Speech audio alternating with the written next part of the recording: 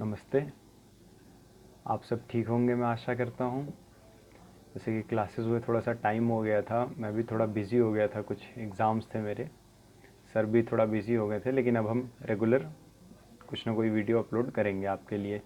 और अभी फॉर्म भी रिलीज़ हो गया है, मार्च में एग्ज़ाम्स होने वाला है, तो थोड़ा सा अब आप तैयारी में अपना बूस्ट ला दीजिए।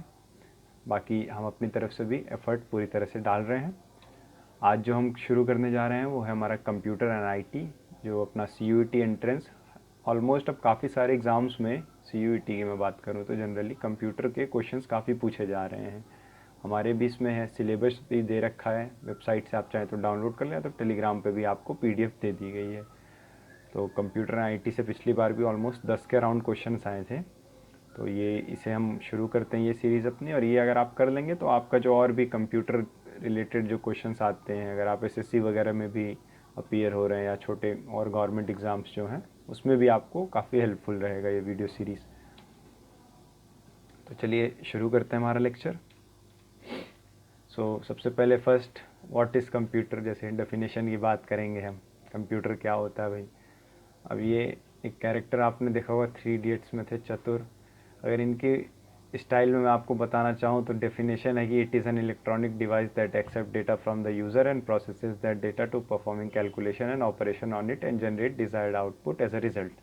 ये तो सिंपल चतुर जी के भाषा में डेफिनेशन हो गई। अब हम रणछोड़ दास जी के भाषा में समझें, जिन्होंने मशीन, जिससे पूछा गया भाई मशीन डिफ़ाइन करिए आप क्या है, तो उन्होंने क्या कहा था कि जो भी चीज़ हमारा वक्त बचाए या काम आसान करे वो मशीन है। तो सिंपल आसान भाषा में यही है, कंप्यूटर भी वही है। हमारे जो काम है मशीन क्या करती है, आसान करती है। कंप्यूटर भी एक तरह की मशीन ही है।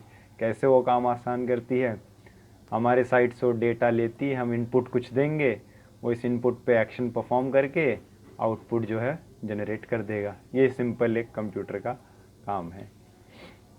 अब कंप्यूटर के बारे में थोड़ा सा हिस्ट्री जानते हैं कि इसका बैकग्राउंड क्या रहा है, कैसे कंप्यूटर का एवोल्यूशन हुआ है। जो आज हम कंप्यूटर देख रहे हैं, यहाँ तक पहुँचने में कैसे स्टेप बाय स्टेप कितना टाइम लगा है कि जो आज हम कंप्यूटर डेस्कटॉप अपना यूज़ कर रहे हैं, ये कैसे इवॉल्व हुआ है। तो फादर ऑफ कंप्यूटर जिन्हें कहा जाता है वो चार्ल्स बैबेज को कहा जाता है, जिन्होंने कि मॉडर्न कंप्यूटर की नींव जिन्होंने रखी थी। ये इन्वेंशन जो इनकी सबसे प्रख्यात इन्वेंशन जो मानी जाती है वो थी इनकी एक एनालिटिकल इंजन, जो इन्होंने 1834 से 1871 के बीच काम करते हुए बनाया था, जो कि कुछ इस प्रकार दिखता है। अब यहाँ पे आपको एक हैंडल दिख रहा है, और ये जो आपको व्हील्स दिख रहे हैं इस पर नंबर्स लिखे हुए थे। तो ये बेसिकली इसका काम था कि जनरल पर्पस कंप्यूटर इसको कहा गया था, और ये अरिथमेटिक कैलकुलेशन परफॉर्म करना इसका काम था। ये दिखने में आपको लग रहा हो छोटा सा है टेबल पे, लेकिन एक्चुअल में आप अगर यूट्यूब पे जाके देखें, वीडियो है उस पर अवेलेबल, तो काफ़ी बड़ा था ये। और ये जो आप रोटेटर देख रहे हैं, इसको रोटेट करके यहाँ पे वो कैलकुलेशन करता था। तो और ये इसका खासियत ये थी कि ये डेसिमल सिस्टम में भी कैलकुलेट कर सकता था। ये नहीं कि सिर्फ होल नंबर्स के टर्म्स में ही मल्टीप्लाई कर रहे हैं, वो डेसिमल सिस्टम को भी, इक्वेशंस को भी वो सॉल्व कर सकता था। तो ये चार्ल्स बैबेज जी ने ये जो है पहला जो नींव रखा था भाई एनालिटिकल इंजन का। इसको और आगे उन्होंने काफ़ी चीज़ें देखी थी और बनाना चाहते थे, लेकिन उतना टाइम उनके जीवन में था नहीं। तो लेकिन फिर फर्दर जब हम बढ़ते हैं तो सब चीज़ें धीरे धीरे जब आते हैं अपने 20 सेंचुरीज़ में, तो वही सब उनकी चीज़ें जो नींव उन्होंने रखी गई थी वो सब काफ़ी मॉडर्न कंप्यूटर को बनाने में काफ़ी हेल्पफुल रहा। तो इसलिए एक तरह से इनको फादर ऑफ कंप्यूटर या जनक माना जाता है मॉडर्न कंप्यूटर का। तो जनरेशन ऑफ कंप्यूटर देखते हैं कि कैसे कंप्यूटर विकसित हुआ और क्या क्या इसमें चेंजेस आ रहे थे। स्टार्ट करेंगे फर्स्ट जनरेशन ऑफ कंप्यूटर से, जिनका पीरियड रहा था 1940 से 56 के बीच में। अब जनरेशन्स में डिवाइड करने का मतलब ये है कि जैसे फर्स्ट जनरेशन में कंप्यूटर कोई आया, फिर जब जनरेशन बदल रही है इसका मतलब कुछ उसमें चेंज हुआ है, कोई इन्वॉल्वमेंट हुआ है, कुछ इवॉल्व हुआ है, कोई मेजर चेंज आया है, तो फिर सेकेंड जनरेशन आएगा। तो ऐसे धीरे धीरे देखते हैं। फर्स्ट जनरेशन में क्या था, वैक्यूम ट्यूब्स का यूज़ होता था। वैक्यूम ट्यूब्स क्या है बेसिकली, अगर जैसे साइंस वाले फेमिलियर होंगे, लेकिन नॉन साइंस वालों के लिए बता दूं, जैसे वैक्यूम ट्यूब्स का काम था कि जो इलेक्ट्रिक करंट का फ्लो होता है उसको ये कंट्रोल करते थे। सिंपल भाषा में आप यही समझिए, और टेक्निकल एस्पेक्ट्स हमें उतना भी नहीं जानना, बस इतना पता होना चाहिए कि वैक्यूम ट्यूब्स जो हैं इलेक्ट्रिक करंट के फ्लो को मेंटेन करते थे। कुछ इस तरह से ये दिखते हैं। तो उस समय जब कंप्यूटर बनाया गया था, जो पहला जनरेशन कंप्यूटर होते थे वो कुछ इतने बड़े होते थे, मतलब एक रूम का अच्छा खासा रूम जो है उसका ये पूरा साइज़ ले लेते थे, उतने में एक कंप्यूटर ही आया करता था। इस सेकेंड जनरेशन में जब हम आते हैं, जो कि 1956 से 63 था, इसमें एक बहुत मेजर रेवोल्यूशन चेंज आया था और एक बहुत मेजर चीज़ इंट्रोड्यूस की गई थी। वो थी क्या? ट्रांजिस्टर। ट्रांजिस्टर आज भी हमारे जितने भी इलेक्ट्रिक सर्किट्स हम देख रहे हैं अपने आसपास, इलेक्ट्रॉनिक डिवाइसेस हैं, उसमें ट्रांजिस्टर का उपयोग अभी भी हो रहा है। और ये एक तरह से मतलब बहुत क्रांतिकारी डिवाइस माना जाएगा 20वीं सेंचुरी में। अगर हम बहुत इंपॉर्टेंट डिस्कवरीज की लिस्ट बनाने तो उसमें ट्रांजिस्टर उस लिस्ट में ज़रूर आएगा। ट्रांजिस्टर के क्या कहते हैं इन्वेंशन में हमारे तीन मेजर लोगों का बहुत बड़ा हाथ था, John Bardeen, William Shockley and Walter Brattain. इन तीनों लोगों का योगदान माना जाता है। 1948 में इन्होंने ट्रांजिस्टर का आविष्कार किया था। ट्रांजिस्टर का एडवांटेज वैक्यूम ट्यूब के ऊपर ये हो गया था कि ये उससे छोटा था पहली बात तो साइज़ में। अगर आपको दिखाऊं तो इस साइज़ कुछ इतना होगी, इस तरह से ट्रांजिस्टर दिखता है ये। पावर जो है वैक्यूम ट्यूब से कम यूज़ कर रहा था, लेस एफिशिएंट हो मतलब सॉरी एफिशिएंसी बढ़ गई क्योंकि पावर अब कम हो गया तो ज़्यादा एफिशिएंट हो गया। और जो साइज़ हो गया था, जो पहले एक कंप्यूटर जो आता था पूरा कमरा भर जाता था, वो काफ़ी हद तक इसने मिनिमाइज़ कर दिया था, काफ़ी हद तक छोटा हो गया था, कॉम्पैक्ट हो गया था। अब हम जब थर्ड जनरेशन में अब अपने बढ़ते हैं हम, तो थर्ड जनरेशन में जो एक चीज़ आती है वो आती है इंटीग्रेटेड सर्किट।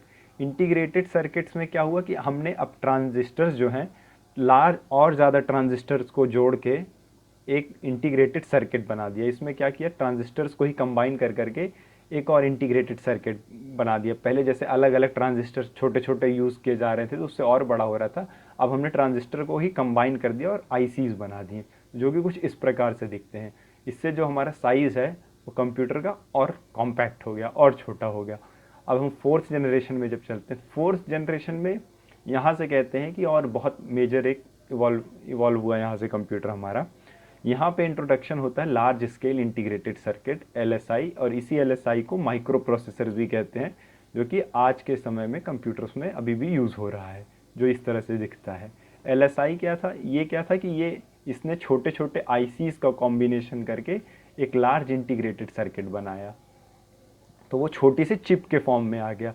ये देख सकते हैं आप क्या कैसे कहाँ पहले वैक्यूम ट्यूब से इतना बड़ा हमारा कंप्यूटर होता था, वहाँ से धीरे धीरे इवॉल्व होते हुए हम यहाँ तक आ गए कि अब माइक्रो प्रोसेसर्स हमने बना ली हैं और साइज़ कितना कम हो गया। और ये खाली साइज़ ही नहीं कम हुआ, एफिशिएंसी भी साथ में बढ़ रही है, स्पीड भी बढ़ रही है कंप्यूटर की।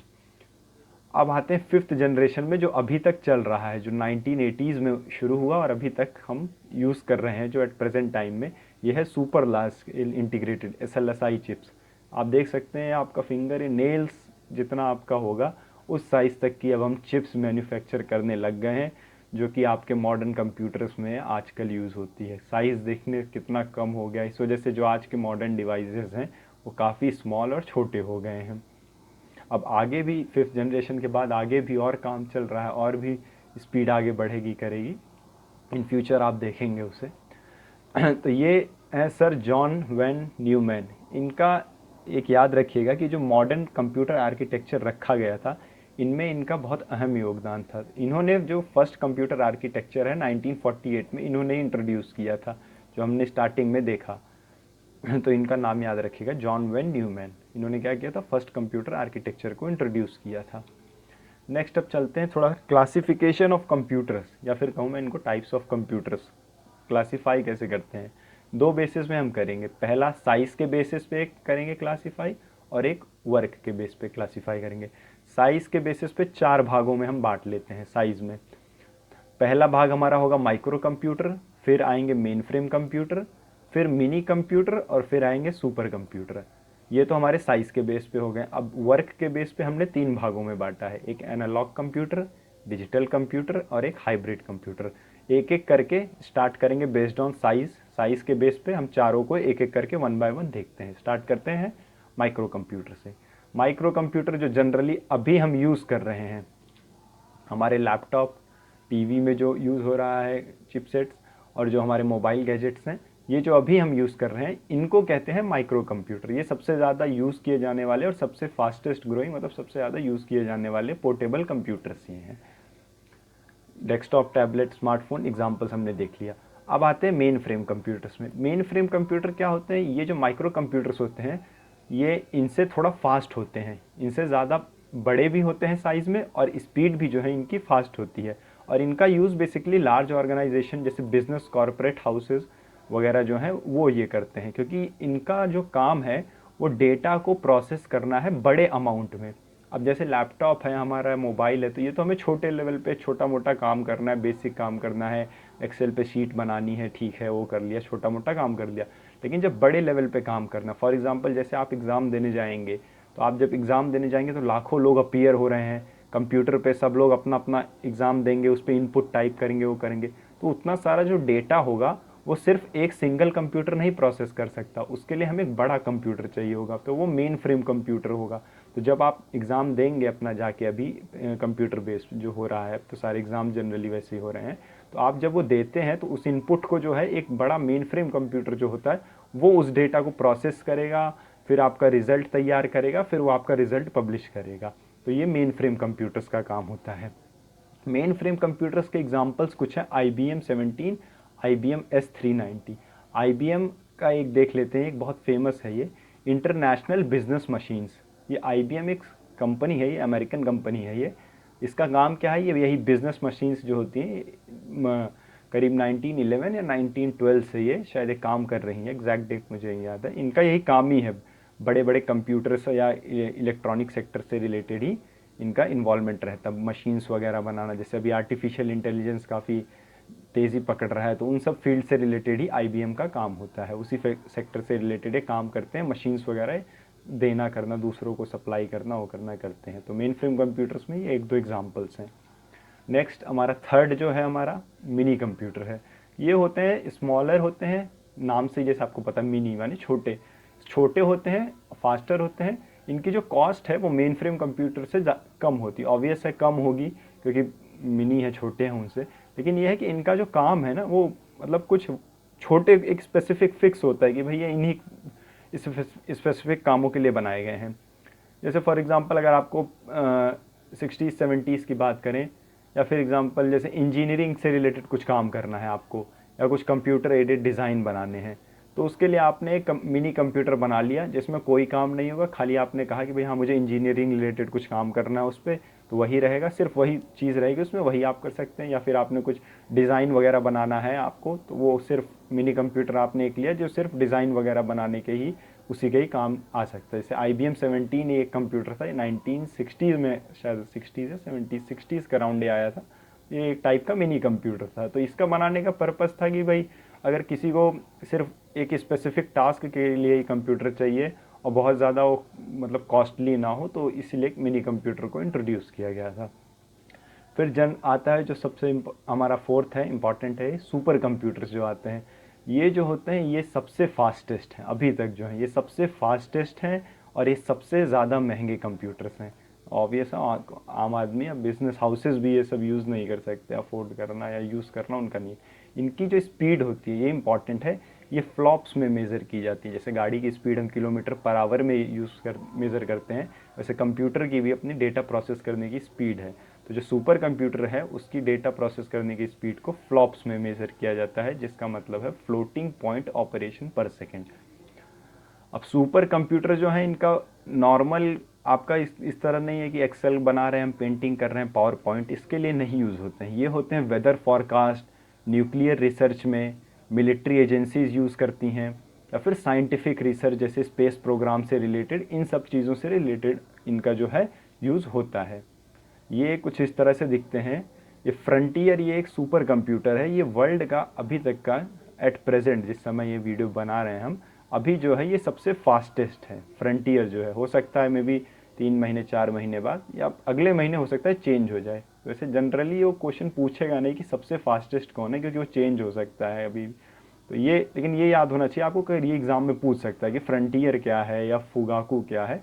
तो फुगाकू, लूमी, फ्रंटियर, फुगाकू जो है ये जापानीज़ है, ये भी शायद टॉप 5 में आता है, और लूमी है, ये जो है ये सब सुपर कंप्यूटर्स हैं। ये इनका काम हमने देख लिया, सुपर कंप्यूटर्स का काम क्या होता है।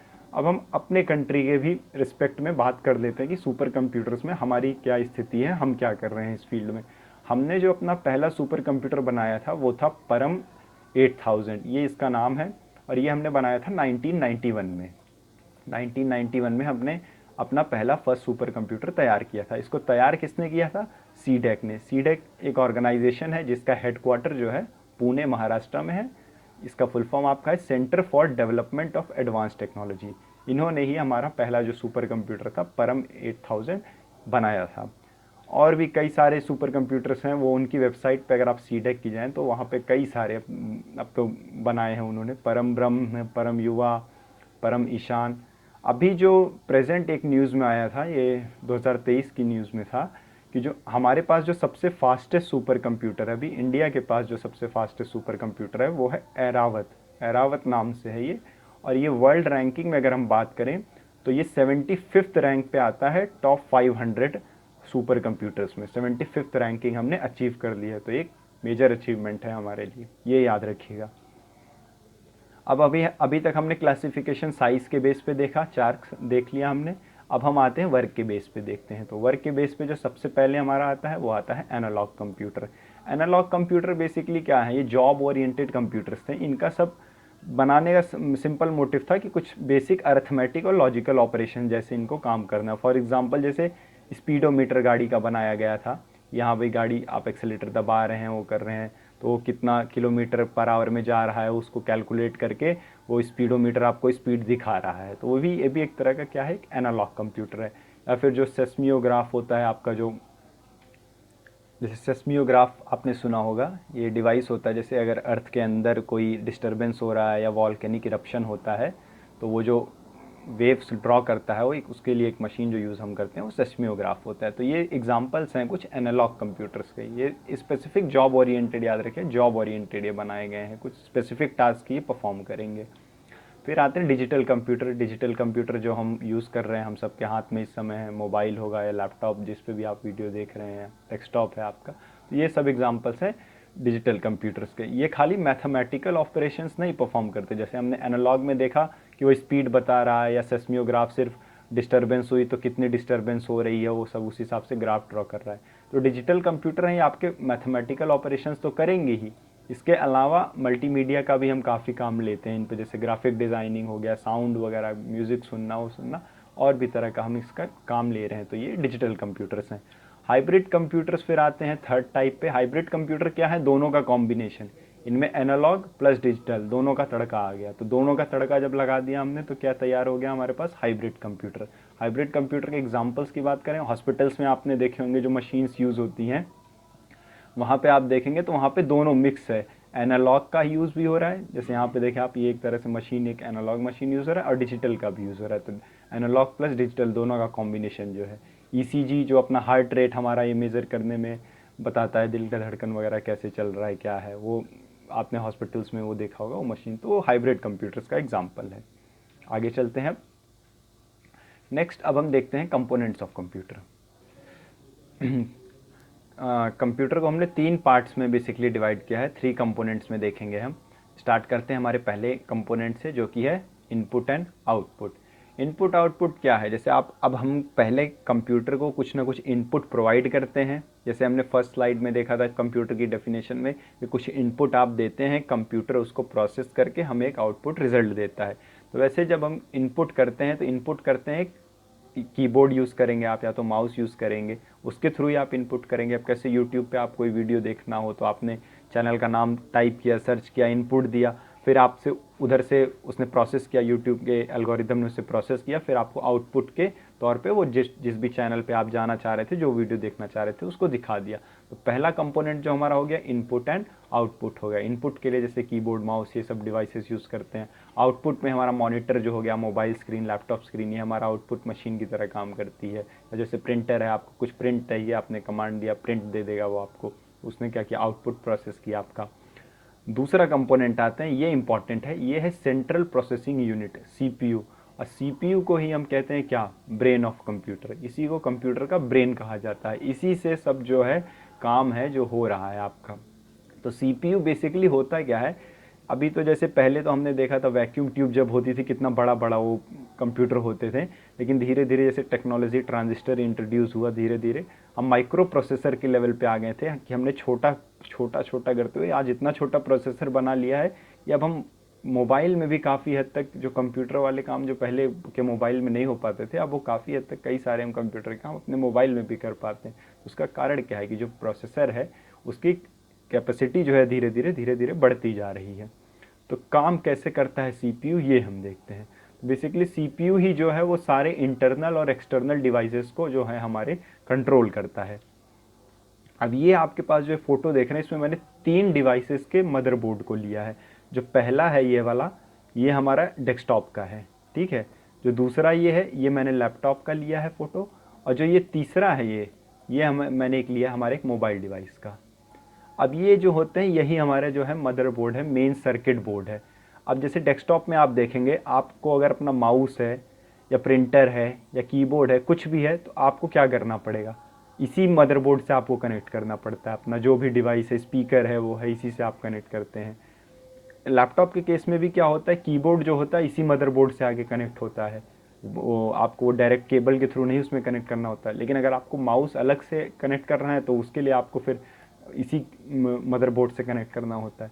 यही सेम चीज़ आपके फ़ोन के लिए भी रहती है। फ़ोन में क्या होता है, और मैं कई सारी चीज़ें फ़ोन में ऑलरेडी और इंट्रोड्यूस हो जाती हैं, इसमें आपको बहुत कम चीज़ें कनेक्ट करनी पड़ती है। बस इसमें बेसिकली आपको चार्जर करना है या फिर आपको वायर्ड ईयरफोन वगैरह करना है, वो आप कर सकते हैं। तो ये जो है, यही जो सीपीयू है, यही सारा, यहीं से सारा जो गेम है तो चल रहा है, सारा गेम इधर ही से चल रहा है। ये यहाँ पे हमारा ये सीपीयू आपका हो गया, लैपटॉप का ये हमारा सीपीयू होगा, ये यहाँ पे हमारा मोबाइल फ़ोन का सीपीयू हो गया।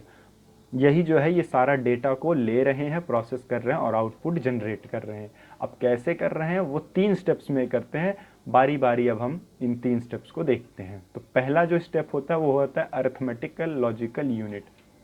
इसमें क्या होता है, अरिथमेटिकल लॉजिकल यूनिट वो हमारे सीपीयू में एक पार्ट होता है जो कि क्या काम करता है, basically arithmetic calculation, plus minus divide हो गया, मल्टीप्लिकेशन हो गया, और लॉजिकल कैलकुलेशंस जो होती हैं, जो लॉजिकल कैलकुलेशन जैसे आपने कोडिंग वगैरह वाले जो हैं, या फिर मैं आपको छोटा सा एग्जांपल ले लेते हैं। जैसे आपको फॉर एग्जांपल अगर कोई कमांड देनी है भाई कि आपने एक्सेल पे कोई शीट बनाई अपने क्लासमेट्स की, आपने बनाया कि किसको कितने मार्क्स मिले, आपने एक कमांड दी कि मुझे ग्रेटर देन ऐसे बच्चों के मार्क्स दिखाइए जिनका 90% से ऊपर हो, या जिनका 80 to 90% के बीच में हो। तो ये आप इन कमांड के ज़रिए डालते हैं, तो वो ALU जो है, अरिथमेटिकल लॉजिकल यूनिट में वो चीज़ें प्रोसेस होती हैं, फिर आगे फर्दर वो कंटिन्यू होती है।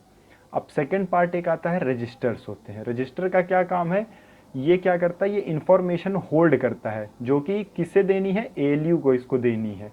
अब जैसे ALU काम कर रहा है, तो अब आगे भी कुछ और आपने इन्फॉर्मेशन दी तो वो रजिस्टर के पास आई। रजिस्टर पहले अरिथमेटिक लॉजिकल यूनिट जो है ALU वो काम कर लेगा, उसके बाद रजिस्टर जो है इसे वो अगला जो टास्क आया है वो फॉरवर्ड करेगा, और जो इसने काम कर लिया है वो वापस रजिस्टर को ये दे देगा। तो रजिस्टर का क्या काम है, ये इन्फॉर्मेशन को होल्ड करेगा, डेटा को स्टोर करेगा और ये ALU के साथ इंटरचेंज करेगा।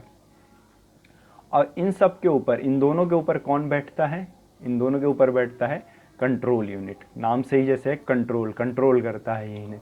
कंट्रोल किस प्रकार से करता है, ये जो है, ये रिलेशन जो है इनपुट और आउटपुट डिवाइसेस जो हैं, इनको इसका काम है कि भाई मॉनिटर करना है कि इनपुट डिवाइस से फॉर एग्जांपल आपने कीबोर्ड पे दबाया, टाइप किया APPLE एप्पल।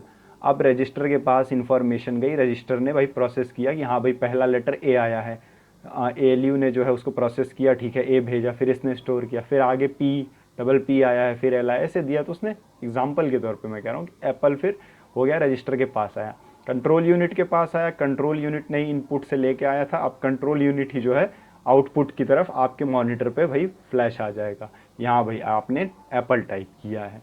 तो इस प्रकार से जो है ये हमारे CPU के अंदर काम जो है वो परफॉर्म होता है। अब एक थर्ड पार्ट और जो आता है कंप्यूटर के कंपोनेंट्स में, अब हमारे वो CPU वाला ख़त्म हो गया, CPU तक 3 ही थे, ये 3 फॉर्म में जो है हमारा CPU काम करता है।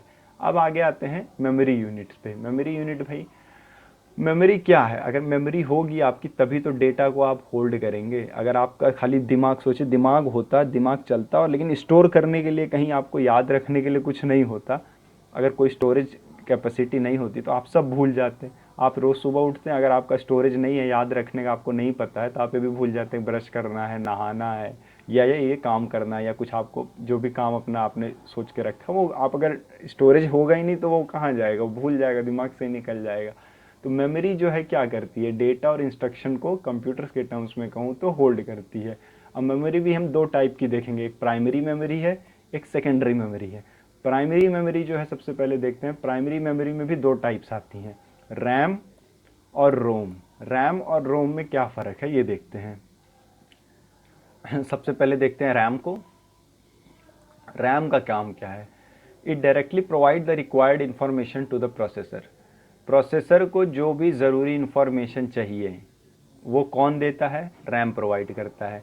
RAM is a volatile memory, ये एक इम्पॉर्टेंट पॉइंट है। वॉलेटाइल मेमोरी मतलब क्या, वॉलेटाइल मेमोरी मतलब इसको पावर चाहिए, जब तक इसको पावर मिलती रहेगी तब तक ये काम करता रहेगा, जैसे ही पावर कटी रैम का काम ख़त्म हो जाएगा। फॉर एग्जांपल अगर आप अभी एक्सेल पे या पावर पॉइंट पे या वर्ड पे बैठ के कुछ टाइप कर रहे थे, कुछ प्रोजेक्ट बना रहे थे, आप अपना टाइप करते करते आपने एक स्टोरी लिख दी, फॉर एग्जाम्पल एक पेज का आपका हो गया, अब वो वर्ड में एक पेज रुका हुआ है, अब सडनली लाइट कट गई। लाइट जैसे ही कटी, अगर आपने उसको कहीं से सेव करके नहीं रखा है तो जो आपने जितनी भी मेहनत की थी वो सारी जो है ख़त्म। आपको फिर से दोबारा कंप्यूटर स्टार्ट करेंगे तो वो वहाँ पे आपको वर्ड में वो सब गायब हो जाएगा, वो नहीं मिलेगा, क्यों आपको फिर से टाइप करना पड़ेगा। तो रैम में जो होती है वो चीज़ें छोटे समय के लिए, शॉर्ट फॉर्म के लिए रहती है। ये खाली क्या करता है, जैसे अब जैसे कैसे हैं कि रैम अगर आपकी ज़्यादा हो तो आपका जो है वो कंप्यूटर या मोबाइल लैग नहीं करता है, तो बेसिकली वही होता है, रैम ज़्यादा हो जाती है। अब आपने 4 एप्लीकेशंस खोल रखी हैं, आपने क्रोम खोला है, आपने यूट्यूब खोला है, आपने व्हाट्सएप खोल रखा, आपने टेलीग्राम खोल रखा है। अब आप टेलीग्राम पे कुछ देख रहे हैं तो पीछे जो 3 है वो अगर आपकी रैम ज़्यादा है तो रैम जो है उनको स्टोर कर लेगा। अगर आपकी रैम मेमोरी जो है वो ज़्यादा है तो उनको स्टोर करके रखेगा। अब जैसे आप टेलीग्राम से यूट्यूब पे स्विच होंगे तो यूट्यूब आपका रैम में स्टोर्ड है, वो फटाफट जो है खुल जाएगा।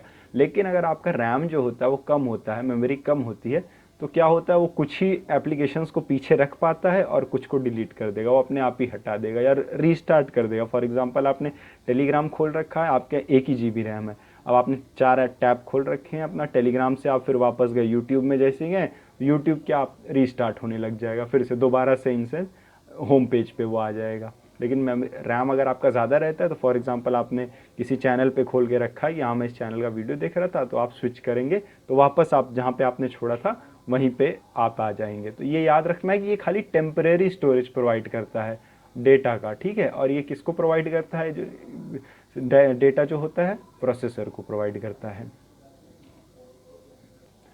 अब रैम के भी 2 टाइप्स हैं, बहुत कंफ्यूज मत होइएगा, टाइप्स में टाइप्स आ रहा है। एक बार जैसे वीडियो कंप्लीट हो जाएगा ना, एक बार आप गो थ्रू कर लीजिएगा, वो सब दिमाग में रह जाएगा। पहला जो टाइप है वो स्टैटिक डायनामिक मेमोरी और दूसरा है डायनामिक रैंडम एक्सेस मेमोरी। फ़र्क दोनों में कुछ नहीं है, फ़र्क ये है कि जो स्टैटिक वाली है इसमें थोड़े से नंबर ऑफ़ ट्रांजिस्टर्स जो हैं, जो हमने ट्रांजिस्टर देखे थे वो इसमें थोड़े से ज़्यादा होते हैं, इस वजह से ये थोड़ा फास्ट होती है और एक्सपेंसिव, थोड़ी महंगी आती है।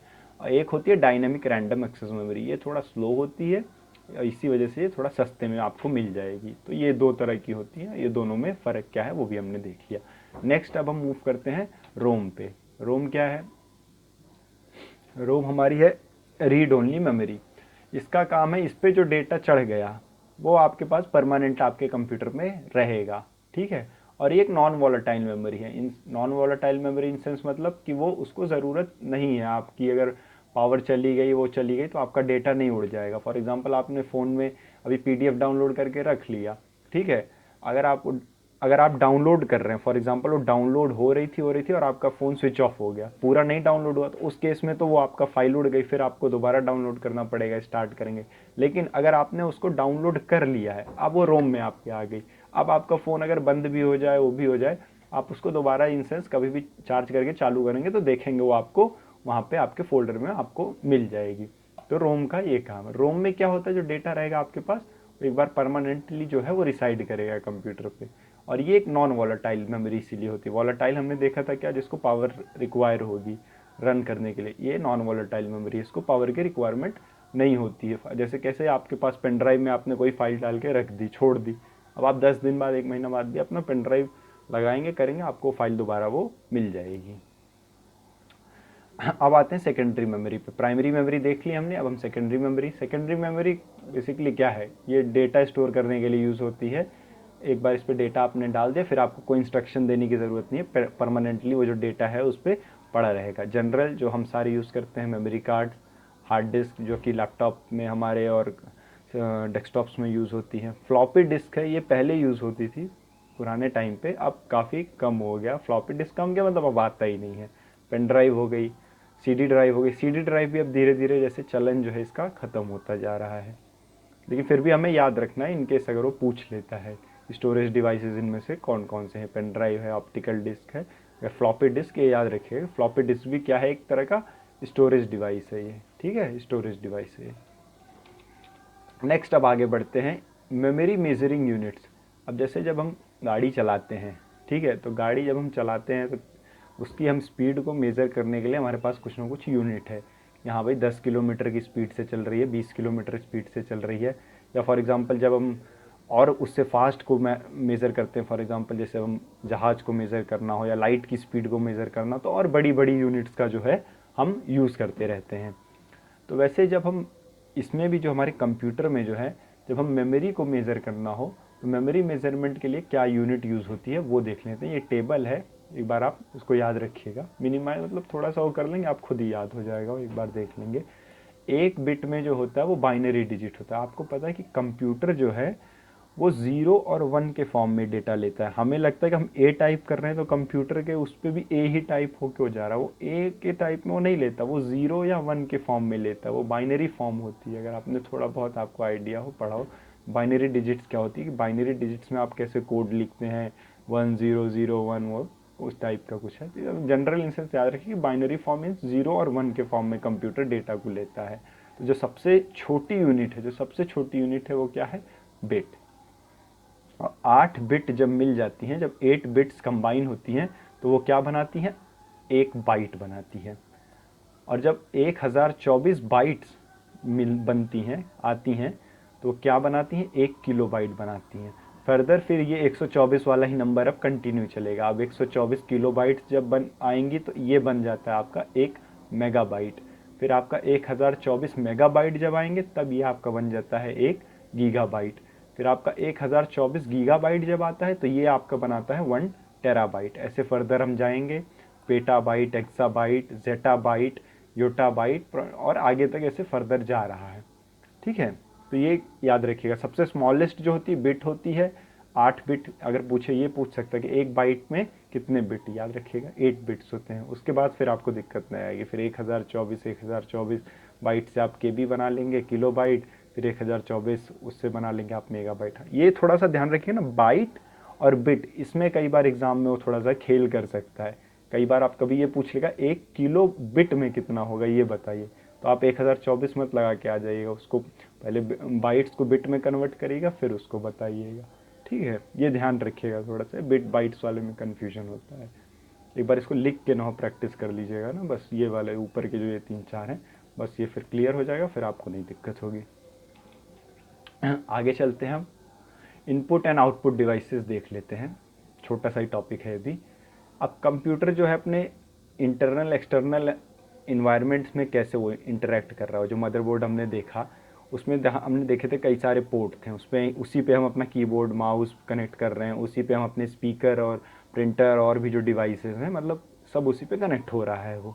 तो वो कैसे इनपुट डिवाइसेस क्या होते हैं और आउटपुट डिवाइसेस क्या होते हैं, वो कैसे वो क्या उनका यूज़ है वो देखते हैं। इनपुट जैसे नाम से ही पता चल रहा है कि इनपुट, आपने कुछ दिया तो हम क्या देते हैं, आपने कुछ डेटा दिया, या जैसे आपने बनाना है भाई आपके क्लास के बच्चों की मार्कशीट आपको बनानी है तो आपने डेटा देना शुरू किया, हाँ भाई फलाना को इतना मिला, पर्सन ए को इतना मार्क्स आया, पर्सन 2 को इतना पर्सन, तो आपने डेटा फीड किया।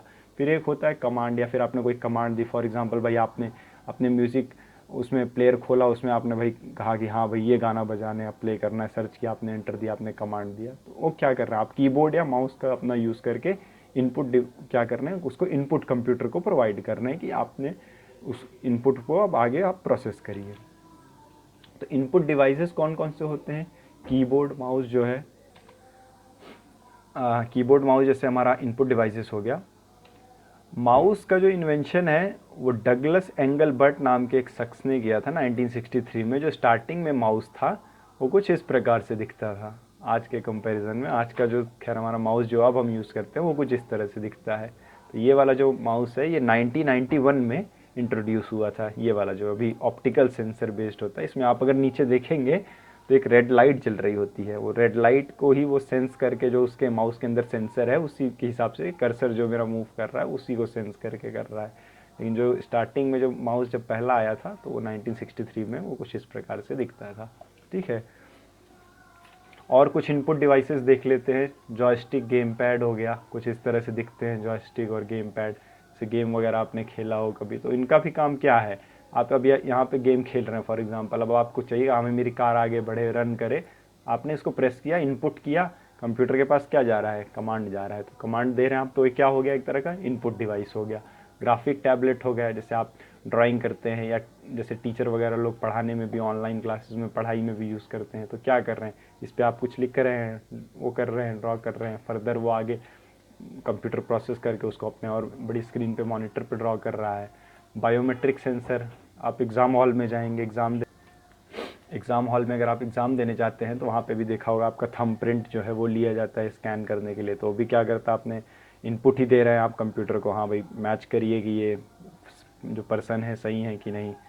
बार कोड स्कैनर, जैसे मॉल वगैरह या शॉपिंग कॉम्प्लेक्सेस में आपने देखा होगा, वो आपका पैकेट के पीछे बार कोड बना होता है ना, तो वो स्कैन करके फटाक से वो आ जाता है, सिस्टम में उनके आ जाता है। तो बार कोड क्या कर रही है, भी एक इनपुट डिवाइस है, वो स्कैनर स्कैन करके बता रहा है कि हाँ भाई ये प्रोडक्ट है कंप्यूटर को। तो हाँ, कंप्यूटर फिर अपने लिस्ट में से वो निकाल देगा कि हाँ ये बिस्किट लिया इन्होंने या चिप्स लिया, जो भी बार कोड उस पर बना हुआ है उस हिसाब से।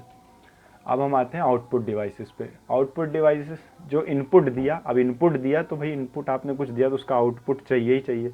जो आउटपुट प्रोवाइड करेगा वही आपके आउटपुट डिवाइसेस हो जाएंगे। सिंपल है। आउटपुट डिवाइसेस कौन कौन से होते हैं, अपना मॉनिटर, प्रिंटर हो गया, स्पीकर आपका जो है आप गाना सुन रहे हो उस पर, ये आउटपुट हो गया। हेडफोन्स हैं, आपने हेडफोन्स हो गया, और भी सोचेंगे आप खुद ही आप आइडेंटिफाई कर लेंगे आउटपुट डिवाइसेस कौन कौन से हैं। कुछ जो है बेसिक से बता देता हूँ मैं। एक प्लॉटर होता है, ये अगर एग्ज़ाम में आए तो कंफ्यूज मत होइए, प्लॉटर क्या होता है। ये कुछ इस प्रकार से दिखता है, लगेगा आपको प्रिंटर की तरह ही है, लेकिन थोड़ा सा फ़र्क होता है। इसमें क्या होता है कि जैसे एक्चुअल पेन, पेंसिल या मार्कर का यूज़ होता है ड्राइंग करने में, और इसमें क्या होता है, प्रिंटर में हम बड़ी चीज़ें नहीं प्रिंट कर पाते हैं। जैसे कुछ बड़ा चार्ट, मैप वगैरह जैसे प्रिंट करना हो, या कोई कोई आपने कंस्ट्रक्शन इंजीनियर हैं, कोई उनको कंस्ट्रक्शन करना हो, उन्होंने भाई प्लान बनाया है कि मुझे बिल्डिंग बनानी है, ऐसे ऐसे फ्लैट रहेंगे, ऐसे ऐसे जगहों को यूज़ करना है, तो वो बड़ा पे आएगा। तो उसके लिए क्या करते हैं, हम प्लॉटर का यूज़ करते हैं। इसमें जो है बड़े एरिया में काफ़ी हमें जो है प्रिंट मिल जाता है।